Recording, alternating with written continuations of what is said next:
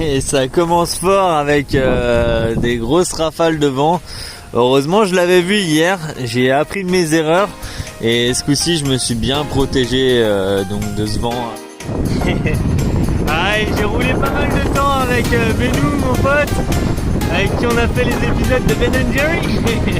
On a vraiment bien rigolé, on a passé de bons moments ensemble pendant de nombreux kilomètres, et même si je pédale seul maintenant, et ben il est toujours avec moi quand même. Là, je pense souvent à lui, comme là par exemple où il y a beaucoup de vent, et pour se motiver on avait nos petites indications, comme par exemple j'ai le vent 3/4 d'eau, attaque, attaque, attaque. En côté léger 3/4 d'eau, 3/4 face. Ah, vent pleine face. Ah là, vent pleine face, attention mon con. Ah ouais. Ah là là, ouais. Le vent de face, je m'en doutais en partant ce matin que ça serait une galère, et voilà, je me retrouve en état de l'avoir pleine face là, sur au moins 30 km si je suis mon itinéraire de base. J'ai décidé de me rallonger en prenant un autre itinéraire, et j'aurai le vent 3/4 d'eau. Ça roulera beaucoup mieux. Ça roule carrément mieux avec le vent dans le dos.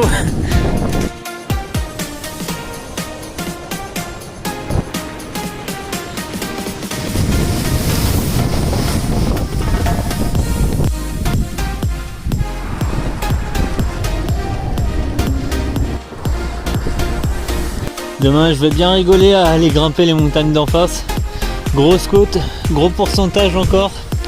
Après 7 jours en autonomie, ça y est, j'ai mon petit rituel, c'est simple. Hop, j'arrive, je monte le campement. Après, je fais le montage de la journée, je mange et dodo. Comme tous les matins, la première étape, c'est de sécher le matelas et le duvet. Oh Sancho, t'es prêt ou quoi? Ah, et le père Benou, il est aussi présent dans les moments difficiles comme là dans les montées. À chaque fois j'ai une pensée pour lui, qui en a vécu quand même pas mal avec moi dans les gorges du Verdon ou en Ardèche. Et voilà, on était deux pour se soutenir, donc là même tout seul, je pense à lui comme s'il était derrière, et voilà. Alors Benou, ça va comment?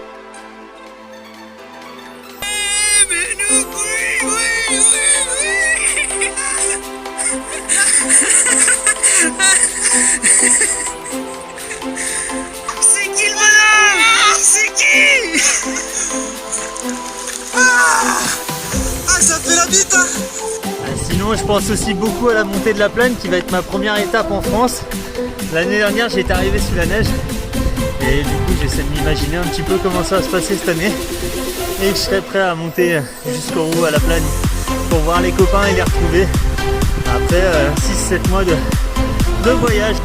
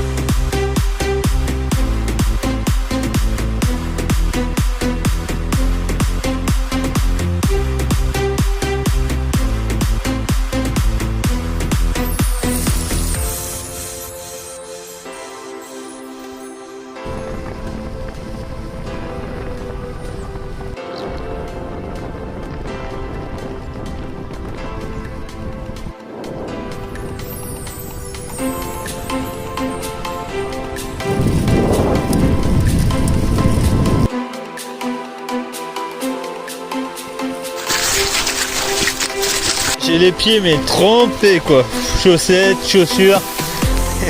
Ah, il a raison, en fait c'est qu'il y avait une grande flaque d'eau qu'on voit là, et je me suis dit au début ça passe parce que je voyais les galets dans le fond de l'eau, donc ça voulait dire que c'était pas trop profond.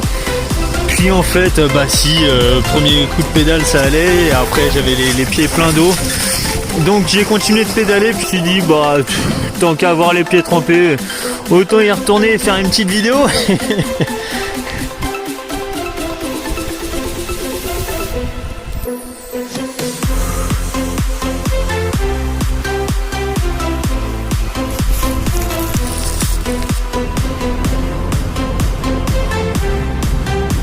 reste plus qu'à aller dans les montagnes là-bas en face.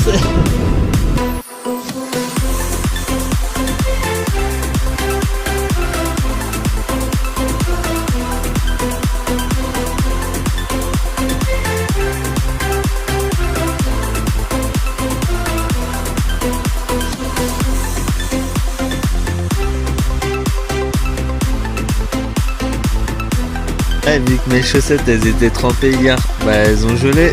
Du coup faut remettre les chaussures trempées, elles sécheront sur la route j'espère assez vite quand même.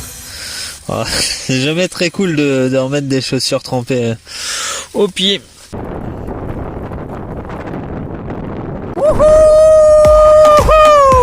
est 10 000 km de franchis aujourd'hui. Je pensais les franchir hier mais ça s'est joué à une montagne près. Après ça reste très symbolique, c'est pas vraiment exact, ça se trouve je les ai franchis hier, comme ça se trouve je suis en train de les franchir là sur les prochains kilomètres. En attendant il fait super beau pour ces 10 000 km et voilà c'est l'histoire de tout mon voyage, j'ai du beau temps, c'est génial, c'est un super voyage, super, top. Après les 10 000 km je me dirige vers les météores, c'est un site chargé d'histoire que je vais aller découvrir. Après quelques grosses montées. Ce qui est génial, c'est les petites fontaines comme ça pour pouvoir se laver, c'est top. Ça faisait bien longtemps que je m'étais pas rincé, donc là, petit rinçage des cheveux et du visage. Allez, c'est comme à la plagne, une épingle après l'autre. On attaque. Après, je me dis que c'est un bon entraînement pour la plagne, donc ça me motive. Mais c'est pas simple. Il sent le chaud, je crois qu'il a pris du poids.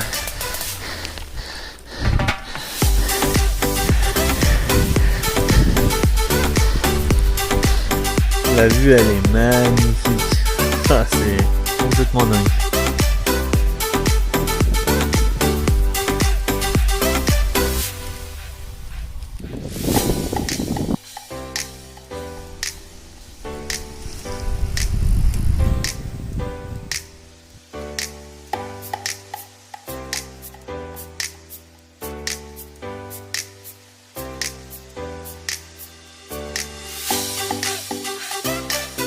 Me voilà arrivé au Météore, un site assez exceptionnel qui est d'ailleurs protégé par l'UNESCO.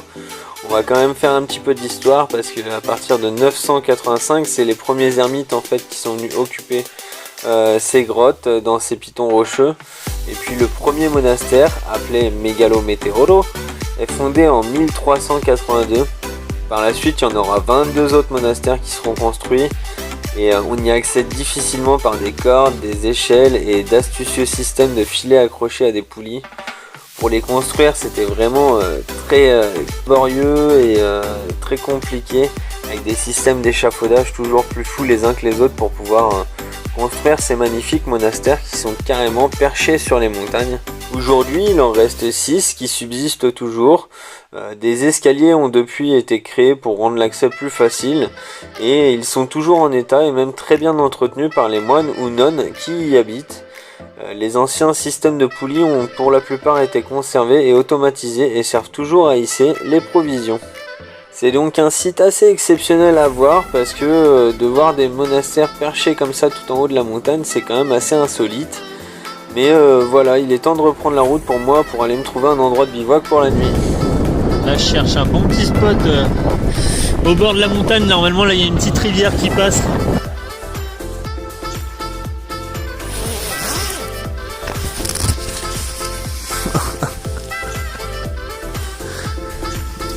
Ce matin je suis quand même un petit peu fatigué parce que j'ai eu la visite des chiens en pleine nuit. Au début il n'y en avait qu'un. J'ai voulu lui faire peur, au final ça a rameuté toute une meute, j'étais pas bien. Et puis d'un coup ils sont tous partis. Et puis plus tard je m'endormais et là ils sont tous revenus à aboyer. Heureusement ça n'a pas duré longtemps et puis ils m'ont laissé tranquille. Mais vraiment les chiens c'est une grosse plaie dans ce voyage. Ils sont toujours présents. C'est vraiment le gros point noir du voyage. S'il doit y en avoir un en tout cas c'est ça, c'est les chiens. C'est assez rare que je ne sache pas trop vers où aller. D'habitude, j'ai plus ou moins un itinéraire A, voire même B. Enfin, j'arrive assez facilement à trouver une voie pour aller à peu près là où je veux. Sauf que là, c'est les montagnes qui vont me séparer de l'Albanie. Il va falloir que je les traverse. Je connais pas l'état des routes. Ça a l'air d'être que des petits villages, des choses comme ça, donc je sais pas trop niveau ravitaillement non plus comment ça va se passer. Beaucoup de dénivelé surtout, c'est ça qui me fait le plus peur. Avec l'état des routes, si c'est en gravier, etc., ça va être vraiment l'horreur. Je me suis posé au restaurant pour faire le point et analyser un petit peu la situation. Bon, il n'y a pas le choix, il va falloir aller grimper et ça va grimper vraiment dur. Le long des routes, on en trouve plein comme ça, c'est des petits oratoires en fait qui sont érigés et entretenus par des particuliers en mémoire d'un défunt tué dans un accident de voiture ou alors en remerciement pour avoir miraculeusement échappé à une catastrophe. Ah, je parais peut-être pas au top, je dégouline, j'ai chaud, mais qu'est-ce que je kiffe les montagnes, c'est magnifique, il fait super beau, c'est une super journée pour pédaler. Ah, vraiment le kiff total. Et voilà, tout à l'heure j'étais tout au bout là-bas, au bout de la vallée, j'ai grimpé le premier col, je suis redescendu, 15 km pour le premier, et là j'attaque le deuxième de 20 km, à peu près l'équivalent du Tourmalet ou de l'Aubisque je pense. Ok, bon, c'est pas une hyper bonne nouvelle ça, j'espère que je vais pouvoir passer parce que sinon je suis obligé de tout redescendre, et waouh, ce sera un échec total là. Bon voilà, je me retrouve un petit peu comme en Suisse. La route est pas déneigée, c'est de l'autoroute sinon sur l'autre route. Finalement rechangement de stratégie parce que là de le pousser c'est pas la peine. Il y a vraiment trop de neige. Ouais, plus qu'à redescendre. C'est vraiment pas possible, il y a vraiment trop de neige. Non, vraiment beaucoup trop de neige. En plus, je suis qu'à 1300 mètres et il fallait que je monte à 1700, 1800. Donc, si déjà c'était comme ça au début, à mon avis, c'était même pas la peine de continuer. Ça me fait terriblement de la peine de devoir revenir en arrière. Voilà, c'est vraiment pas facile, mais bon, là, pas le choix. Je viens d'avoir 7-8 chiens qui m'ont couru après là. J'étais méga flippé. Je leur ai crié dessus, je descendais, ils me courent après. Il y avait une montée, je croyais qu'ils allaient pas me lâcher. Et ils se sont arrêtés. Waouh.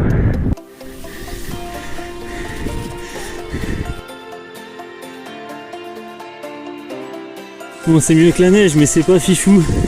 C'est une texture qui colle, qui accroche. Pour grimper, c'est pas facile.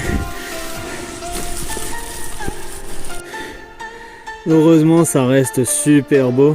Ça a commencé super bien et là ça devient presque critique, mais il faut garder la pêche. Ouais. Ah, c'est une journée qui devient très éprouvante. Trop éprouvante.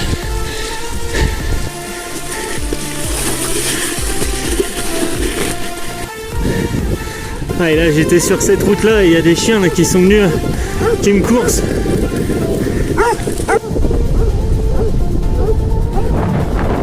Alors, heureusement que ça descend encore. Ils ont traversé tout le champ, plein de neige. De là-bas, là, ils ont tout fait pour venir me courser. C'est usant. Usant.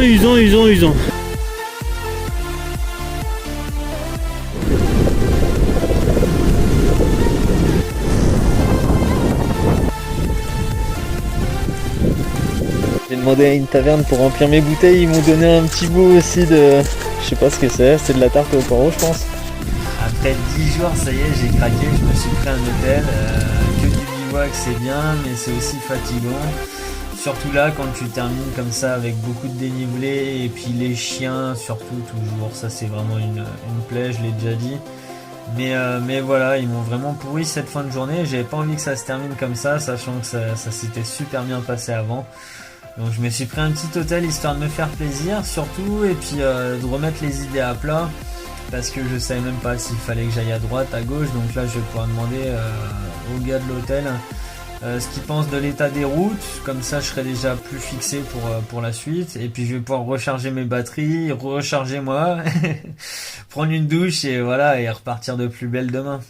Et comme je dis toujours, la vie c'est comme le vélo, il n'y a pas de marche arrière. Ah ça non, faut mettre un bon coup de pédale pour avancer.